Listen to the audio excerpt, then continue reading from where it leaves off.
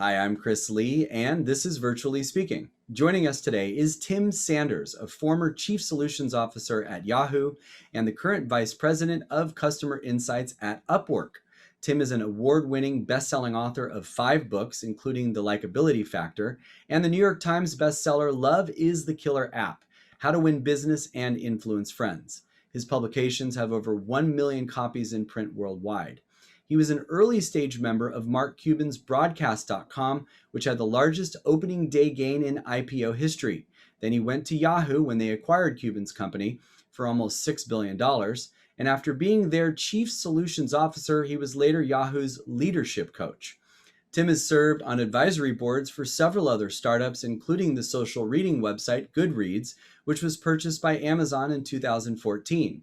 For the last several years, his research has centered around speeding up innovation through better leadership and collaboration. Tim has appeared in Fast Company, the Financial Times, the Wall Street Journal, and on the Today Show, CNN, CNBC, Fox News, and the CBC. So please join me now with the incredible Tim Sanders. Well, hello, Tim Sanders. Thank you for joining me here on Virtually Speaking, sir. How are you doing today? I'm doing great. Doing great, Chris. Glad to be with you. Glad to be with you as well. It's always fun to talk to you, hang out with you, catch up with you. You always have your finger on the pulse of what is going on in today's business and today's work. You've written so many great books, of course. Likeability Factor is one of my favorites, and Love is the Killer App is a great one as well. And it's interesting, you have kind of gone back to being an executive again, because I know in the beginning of your career, you were an executive at Yahoo, and now you are with a great company called Upwork. So tell us a little bit about both of those jobs and what's going on with you now. 15 years between the day I left Yahoo and the day I joined Upwork. In that 15 years, Chris, as you know, I wrote 4 books, consulted for dozens and dozens of enterprise clients, and spoke at over 700 conferences, thanks in part to you and your advocacy. In 2019, one of my speaking clients, Upwork, also hired me to do a consulting engagement with them. And I gotta say, when I got under the hood, I saw an amazing company that was entering a red hot space. And it was one of those things, Chris, where I felt the buzz like when I got involved in Mark Cuban's company, which became Broadcast.com, and put video and audio on the internet, like what we're doing today. And so towards the end of 2019, one of the executives at Upwork approached me. He could see my enthusiasm for the company. And he said, have you ever thought about carrying a business card for a company again, taking a job? And I went home and I talked to my wife, Jacqueline, and we reasoned, well, at my age, this might be one of my last chances to get on one of these Silicon Valley rockets. So I made the decision at the end of 2019 to make a big change in my life, accept an executive role as Vice President of Customer Insights. And I joined Upwork just 2 months before COVID. And I've got to tell you, it has been a ride, and a wonderful ride at that. Yeah, and it seems like it would have been a great company to get involved with after COVID started, because it seems like it's the future of everything. But of course, what great timing for you to get in there before, because if you'll let everybody know what they do, it's really part of the solution, and also because of the pandemic has become way more part of everybody's work environments. So Upwork is the world's largest work marketplace. Right. It's where freelancers and businesses of all types, from a 2-person shop to Microsoft, they come together, they contract to conduct work, and they dramatically accelerate the delivery of projects. And how do they do that? Well, we've got about, let's just say, millions and millions of freelancers. We've got hundreds of thousands of companies. So these freelancers working across thousands of skill sets, whether they're doing mobile software development, creative design, virtual assisting, translation, customer success, whatever the work is, When a company says, I've got to get a project done, they go get freelancers on Upwork, bring them onto their virtual bench, they do the work, and they build relationships. We've got companies that have built a virtual bench of hundreds and hundreds of Upworkers that they can bring online to start delivering work in as little as a day from the moment they know that we need to resource work. And Chris, the reason this is so disruptive, and I could see it even in 2019, is Mhm. that when you think about how long it takes to hire a full-time employee to work on a project, how long does that take? Because of the risk profile, weeks, sometimes months, right? So we knew we would be able to accelerate that solution. And then there's just the other issue. When you outsource your work to an agency, they mark it up 2, 3, 400%. The internet economics of Upwork is amazing. You on the average are going to pay a 10% markup. That's it. I call it a sliver to deliver. If we're guaranteeing you compliance against all the labor laws, you know, about classifying employees, the markup's only 30%. So not only did Upwork bring that internet speed to get people working on your projects right away, they also brought that lovely internet sense of economics to keep your cost under control. Right. But it seems like, this is really the new era that we're living in. And I know you had a recent article in Fast Company that was great where you talked about what the NBA is doing in terms of Hmm. load management, Hmm. which also has a lot to do with, of course, burnout and Yep. people being overworked and unhappy with their jobs. So Yeah. explain a little bit about what's going on in Yeah. today's work world in at least this country. So interesting developments took place last year. I mentioned before my job, VP Customer Insights. Most of my work, I do it every day. I'll do it when we finish this call. I've been doing it all day. I talk to enterprise leaders, people that use our service, Right. whether they're chief HR officers, chief technology officers, vice presidents of marketing. And we don't just discuss how they might think about using our services, we also discuss trends. And Chris, starting around last June, just on the other side of all that grit and gratitude we had that we still had a job after March happened, starting about June, I begin to hear whispers that our people are really showing signs of burnout. They're working around the clock. And what I had noticed all along is that a lot of companies had conducted hiring freezes starting as early as March and definitely by May. And what that meant is that they weren't bringing on any more talent. So they were giving a much greater workload to their talents. And so I heard that drumbeat all through the summer. And then I started to see the research pop up in October. And then ultimately in December, 2 pieces of research came up to let me know, Houston, we have a problem, okay? Piece of research number one was a piece of research by Spring Health. They used a Harris poll to do a piece of research. And what they found is that about 3 out of 4 workers were consistently feeling burned out. Yeah. And if you compare that to the Gallup research just 2 years previously, 2019, that's a 300% increase of this persistent feeling of burned out. Hmm. At the same time, Eagle Hill Consulting released a remarkable piece of research that projected, and I believe this is true, that burnout is so bad, 1 out of 4 employees are going to quit their job at the end of the pandemic for a change, okay? So I begin to dig in and say, okay, let's look at the different root causes of burnout. We could blame it on a lot of things, pandemic stress, working remote, you name it.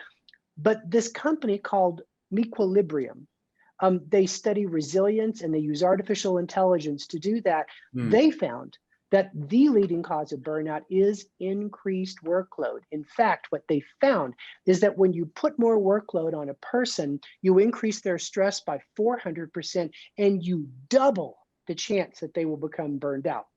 So I stepped back from that and I begin to recount conversations I've had with enterprise leaders, a range of them. Flexera, they're a business solutions provider out of Chicago. The PGA, right? Professional Golf Association.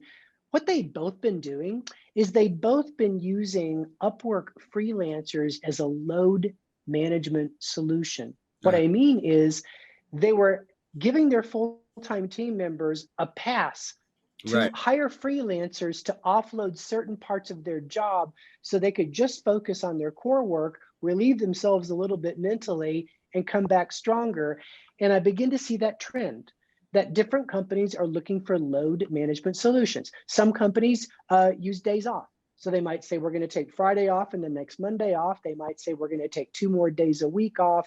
They might have no email weekends. But what our clients like so much about a load management solution that is based on augmenting the workforce, like what we do, is that you don't have to stop the bus, right? There's no pit stop. There's no days off where you lose all your productivity. You just bring in extra resources. And so that's where I really saw an analogy to what the NBA does. And in the article, this Fast Company article, I talk about the idea that load management has been around since energy grids and utility companies begin to think about how they could keep their systems running even during peak usage. But the NBA made it famous with Kwame Leonard. If you remember, Leonard went to Toronto and he had a particular makeup in terms of his playing style where traveling that much really decreased his ability to deliver at the end of a season. He realized that from the San Antonio Spurs. You may not know this, Chris, but of all the professional sports, nobody travels more than basketball. You might say, well, what about baseball? Nope, it's a much longer season and you're usually there for several games at a time. Basketball is a 58-game season with a very long playoff season and you're traveling almost every night. Yeah. So what they figured out with Leonard is that if they did load management, meaning have him skip some trips, take a lot of games off, I think he missed 20 games the year they won the world championship, then he would be fresh and ready for the playoffs. In fact, he was the MVP of the NBA Finals. Right. And so my suggestion for business leaders is to get ahead of burnout by using load management, however you do it. I've mentioned several ways already, some that include Upwork, some that don't, but get ahead of it because here's the point. Burnout occurs in phases. Phase 1 is cynicism. That's the early stage. Cynicism is when you're talking to somebody at work and you're like, hey, Chris, how it's going? And you say things like, oh, just another day in paradise. It's a real classic one in the medical industry.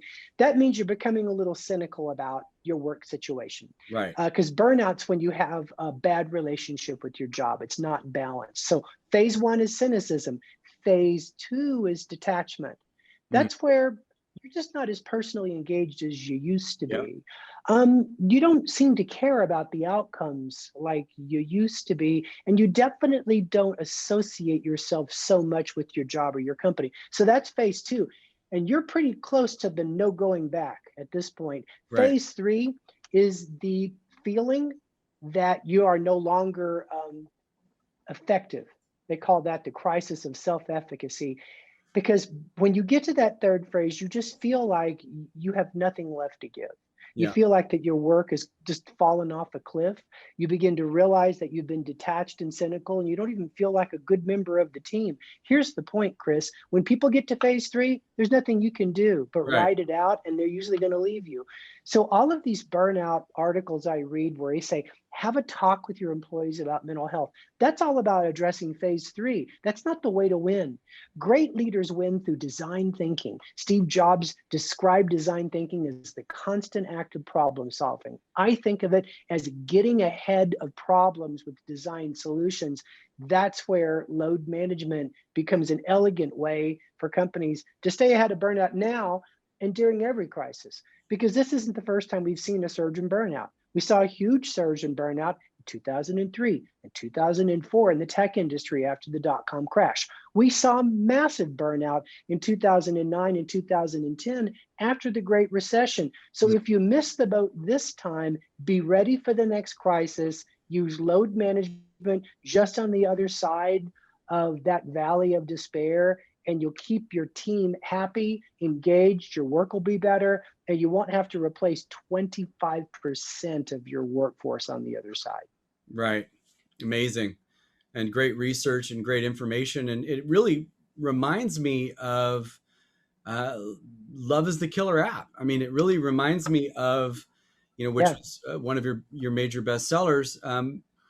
It's about how we feel about and take care of and interact with and care about the people that work for us, right? Yeah.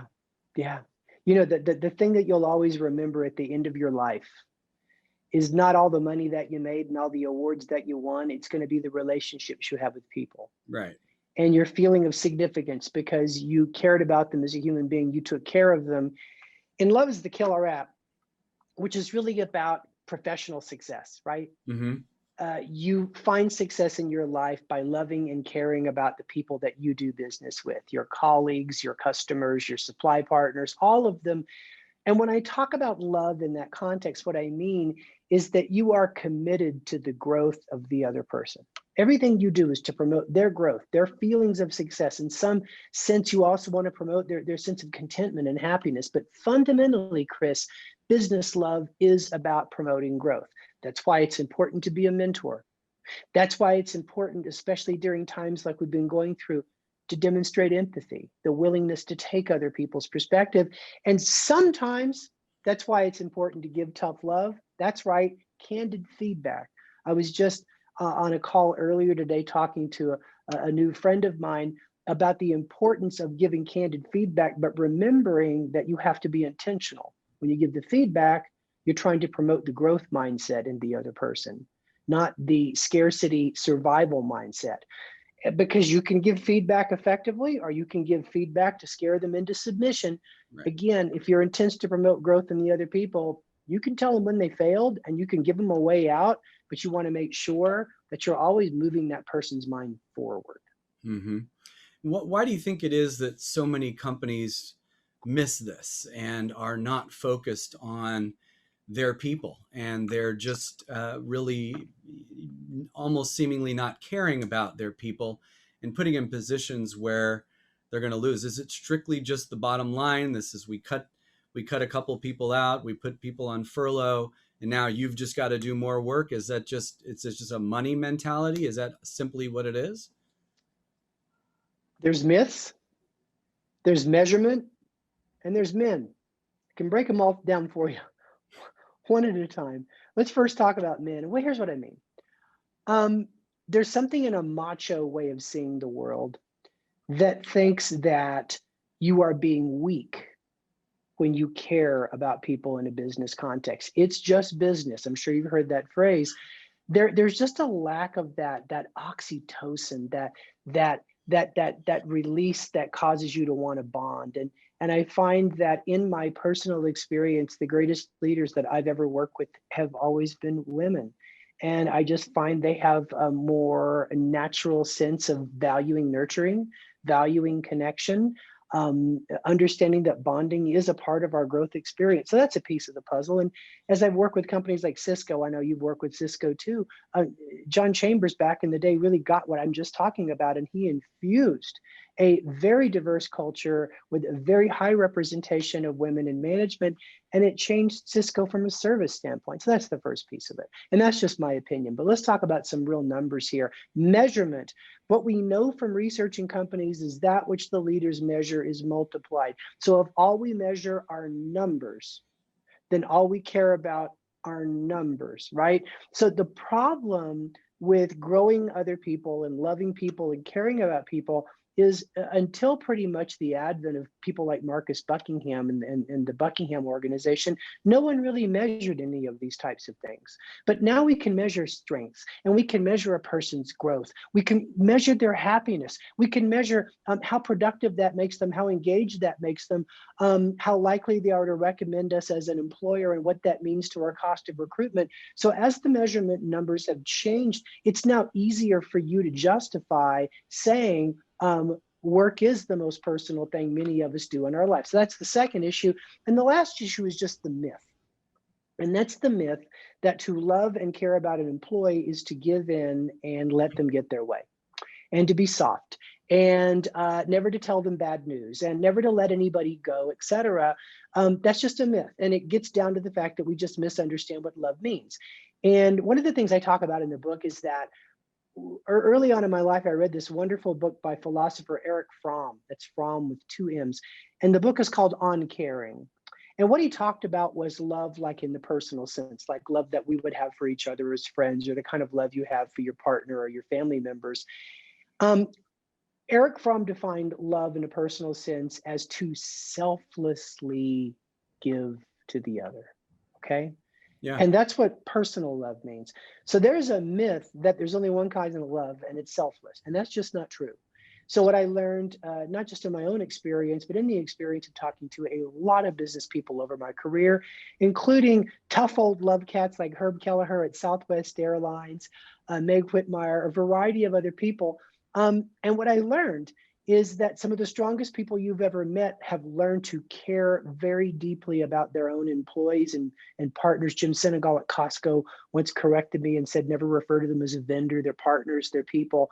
Love is something that you can do and still be really strong, because I think that you have to find this balance. That's why one of the mottos I came up with early in my career at Yahoo, nice, smart people succeed.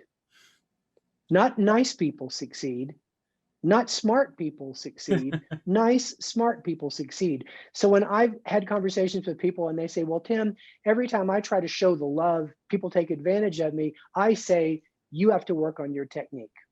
Yeah. Your technique isn't right. And so they say, well, how can I get smarter? And so I got a couple of pieces of advice. They're not in the book. I've developed them in the 20 years since I published the book, traveling around the world. So I have a few ideas about how we can improve our technique when it comes to loving the people that we do business with. You ready for this one? Sure. Rule number one, expect nothing in return. Most important. When you help other people, the only thing you should ask that they do is take advantage of the opportunity you're putting in front of them. And if they insist on paying, tell them to pay it forward. Okay? Yeah. If you tell them to pay it forward, for all you know, they will. And by the way, as Adam Grant, a friend of mine, he wrote a book called Give and Take. He's written many best-selling books. He explained to me that reciprocity, swapping, that shrinks the world. Okay, what makes the world go around is paying it forward. It works exponentially. So there's so many benefits. As I help people, I just encourage them to pay it forward. And I hope I create more love cats. That's what I refer to as a person who finds great joy in helping the people they do business with. But the more important thing here, Chris, is that if you don't expect anything in return, you will not be disappointed. Because what I find is people say, I mentored her, she never said thank you, she went off and was successful, didn't share the wealth. I networked those two together, they created a great business, I got no piece of the action. That's because you expected something in return. For all you know, your student went out and mentored 5 people underneath her. For all you know, those 2 people you introduced created a business that created opportunities for thousands of people. When you let go of reciprocity, you'll never be cynical about giving. Rule number 2, only help heroes. Wow. Okay? Only help heroes. What do I mean by hero? That is someone who has an energy and an ambition and a mission that you connect with, you admire, and you consider significant. Okay? A person can be a hero because she wants to be a good mom to her 2 kids. A person can be a hero because she wants to found a company that creates 10,000 jobs in Phoenix to help people. A person can be a hero because she, as a salesperson, wants to make her quota so that the company can keep moving forward in their market space.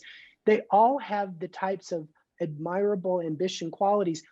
Only help heroes, don't help takers. Okay, here's why. You don't have unlimited time, okay? Because yes, these are intangibles, your knowledge, your network of relationships, your compassion, but they take up your precious time. So if you're going to mentor someone, I'm mentoring 3 people right now. That's usually how many students I have. And I mentor them about an hour a week. That's 3 hours. That's 12 hours a month.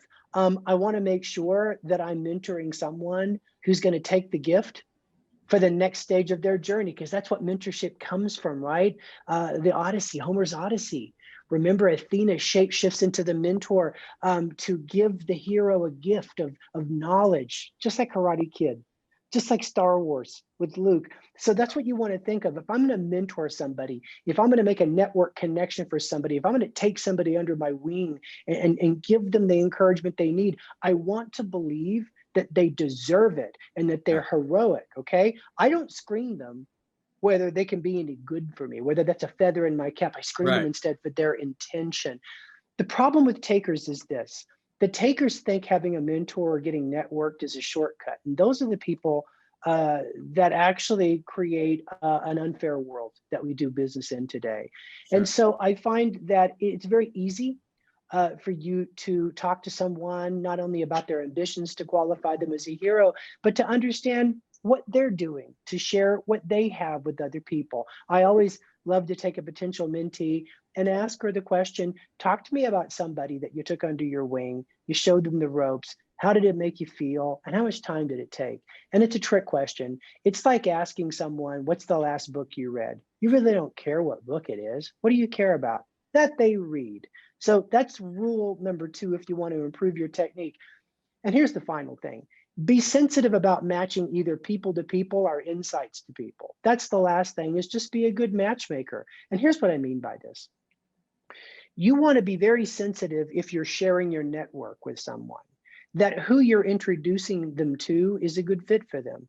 Like, you don't want to introduce someone who's overly needy to someone who is a little bit shielded and who they get introduced to. You want to make sure there's a personality match, and you want to be very smart about how you make those introductions. Right. I find in networking situations, Chris, there's always a benefactor and a beneficiary in almost every situation.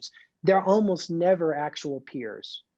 There's always the person that needs an opportunity, and there's a person who can give an opportunity. So you need to be very conscious about what's the win-win between the benefactor and the beneficiary. You need to make sure that the benefactor is open for the introduction. You need to make sure that the beneficiary will follow up on the introduction. And then, at what point you need to just get out of the way, expect nothing in return, and let them go create some magic. I love that. I love that. Give it away and it'll come back to you as well, right? Maybe, or at least give it away and it grows, like in the world, right? Yeah. You just become more That's significant. can be coming back to you because you see something great happen that you helped. Yeah. And other things will Yeah. come back to you that you never saw coming and never knew were there, just by doing Yeah. the right passionate work.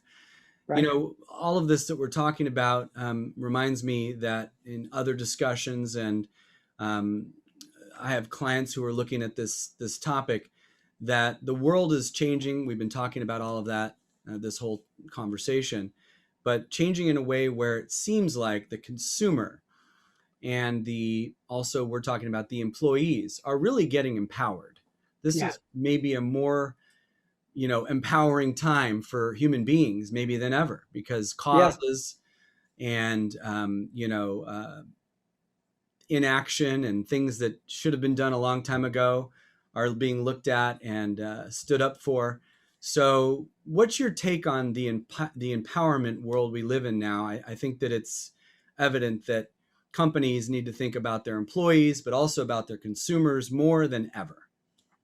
Well, very good question. And I was in a discussion a few months ago with Dan Pink, the fellow author, big thinker. And of course, he went down the road of talking about how it's like Marx and, the revolution of the means of production. But here's the point he made, and that was 30 years ago when we both, got started in our careers. It was hard to put a company together, right? I mean, it took something, right? The means of production, it took a lot. You had to get a loan, you had to have buildings, you had to buy equipment. Sometimes you had to buy a client roster. It was very difficult to start a business. And equally, if you went to work at a company, you were very dependent on the equipment and the opportunities they gave you to do your work. And here we are now. What do I need to go into business? A laptop. Maybe not even that. I mean, I know people down in Argentina, friends of mine, like, this is all they need to go into business. Very good business, $1 million a year business. All they need is a phone. Okay. So the means of production have flipped, and now companies need employees more than employees need companies. And think about in the context of Upwork. If you can come on Upwork and get 4, 5, 6 enterprise clients, you're never going to be laid off again as long as you live, because you're not making a bad bet with a company that wants to take 100% of your time in exchange for you depending on them for 100% of your income and your health insurance. So we've reached this point where the companies need talent more than talent needs the company. So that means the company needs to take everything they learned about customer experience design and apply it to the working experience, whether you're a full-time team member or a freelancer. So I think that's a big paradigm shift companies have to embrace, is employee experience design. And that's one of the things, obviously, that led me to think a lot about burnout. I think a lot about how we design the employee or the partner experience and what a big difference it makes on everything that we do. That's the first thing. The second thing is that the consumers have access to as good or better information than we as providers do. And that changes everything. I believe the canary in the coal mine around this information flip was TrueCar. And all Scott wanted to do was reverse the information arbitrage. Like for generations, when you bought a car, you lost money every time because you didn't know anything. You didn't know how much the car was worth. You didn't know what inventory was around town. You didn't know what they were really selling for. You didn't even know what the interest rate should be. And so they took you for, everything at a car lot. And then TrueCar came around and now you see everything. And you go in with tons of leverage now, and it's really revolutionized the consumer experience for car buying. This is happening everywhere. The healthcare industry, I know you work a lot in it, so do I. In the healthcare industry, now I can see a doctor's notes in real time on the patient portal. All of a sudden, all the information that used to be, in the black box is available to the patient. That changes everything expected to come to every industry. So if the point of a company isn't to have leverage through having more information, the only way they can develop that strength moving forward is to have a robust engine of innovation. So I think we've moved from the age of owning information to the newer age of considering a company as to be an innovation factory. Mm-hmm. And the sharing of information is also crucial to our success as a consumer, because we will now know more about our health. We will be monitoring it more with, electronics. And also, of course, we'll know more about our standing with companies and kind of where we are in the queue or whatever it is. Yeah. Just always knowing as much as we can on both sides helps everybody. That's right. And when you think about it, certain industries that lag in terms of this real-time information to the consumer, it becomes extremely obvious, and it positions them as weaker and weaker. I remember once watching I guess they call it Last Week Tonight with John Oliver, and he was talking about how the Uber driver knew where he was instantly, but 911 needs to know, where are you? Because of the disparity between the two information systems of 911 versus a commercial enterprise like Uber. And this is playing out over and over again in every industry, from education, where the students will not take it anymore when a company has bad legacy IT systems, even to industries like travel and hospitality. I think that's one of the biggest reasons Airbnb has absolutely disrupted the hospitality industry, is because it just does a better job at managing information, and it lets the rest of the world manage assets instead. Absolutely. Yeah. So many exciting things we're talking about here. I could talk to you for hours, my friend. And, whenever you speak, I want to be there. If you're in town and you're speaking, you used to live here in LA, now you've moved away, but when you're here and you're speaking, it's just always a great speech. You're so talented on stage. And I'm wondering, thank you. What was the last speech that you gave? I'm always curious to ask you this, because I know you're such a great customizer and you really go deep into where each client is coming from. So I'm just curious if you're able to share that. I will. And you make a good point. I write every speech custom to the situation. I've always, Time Magazine once referred to me as a public consultant. And the reason why is because when I was on the other side, sitting in the audience, working in my corporate days, and I do it now too as a buyer, because I buy speakers now. That's so different, than what I was doing before. I don't want to hear a canned speech. I don't mind hearing someone tell me the story of their life. Like, come on, Magic Johnson is the bomb. He's an incredible presenter. He tells you the story of his life, and it's it's incredible. I made the decision that my story's like whatever, but what I'm really good at doing is conducting deep research, going through that research for insights and applying those insights to problems that my business customers are trying to solve. So when I give a speech, I want to solve their problems. The last presentation I give was last Thursday at 4 a.m. Arizona time over Zoom. It was a 90-minute presentation to a couple of hundred doctors and medical providers at a healthcare system in upstate New York. And that presentation is one of the series of presentations I'm giving for this population on wellness. And the presentation I gave last Thursday was titled "The Science of Positive Thinking." And so what I did is I researched the history of positive thinking. all the way back to the New Thought movement, which culminated like in Norman Vincent Peale, Power of Positive Thinking and all that stuff, right? The motivational stuff. Mhm. And then I studied the psychological movement of positive thinking, which I think is really cool, which started with William James in 1902, but became famous in 1998 when Dr. Martin Seligman introduced positive psychology at the American Psychological Association. And let me just share with you the biggest takeaway I gave this group about how to use the science of positive thinking to create a better, happier life with more positive patient outcomes. Here it is. Positive psychology is the focus on mental health. In other words, it's the focus on what your mind is good at doing and what positivity exists naturally in a person. It's not about solving depression. It's not about solving a person with stinking thinking. Seligman said that in our life, we take this journey, and the first stop of the journey is what he calls the pleasant life, the countryside. And the pleasant life is when you take the time to savor those moments of success and those moments of like pleasure Mhm. and those moments of being recognized, those moments of making accomplishment, and it gives you a pleasant feeling. And then as you go through the rest of your life, you enter the second phase, which he calls the high country, and that's the good life. And the good life is when you realize your virtues and you identify your character strengths and you use those virtues and strengths to enhance your own life. In Mm. other words, you begin to realize in the good life that you've always had control over your response to a situation. It's just a matter of matching your virtues and your strengths to the challenge. But he says what you really want to do if you want to be a happy, positive person is get to the peak. And the peak is what Seligman calls the meaningful life. The meaningful life is when your virtues and your character strengths come together so you can serve a purpose greater than yourself. And that's where you find meaning. And so what I told these doctors is I said, every one of you, you have a virtue and you have a series of character strengths. And you can use those to face any adversity in your life, to deal with any ongoing stress in your life or any conflict at a personal or professional level. It's just a question of what choices you want to make, because positive thinking is a decision Right. and a series of work action items to get you to a particular place.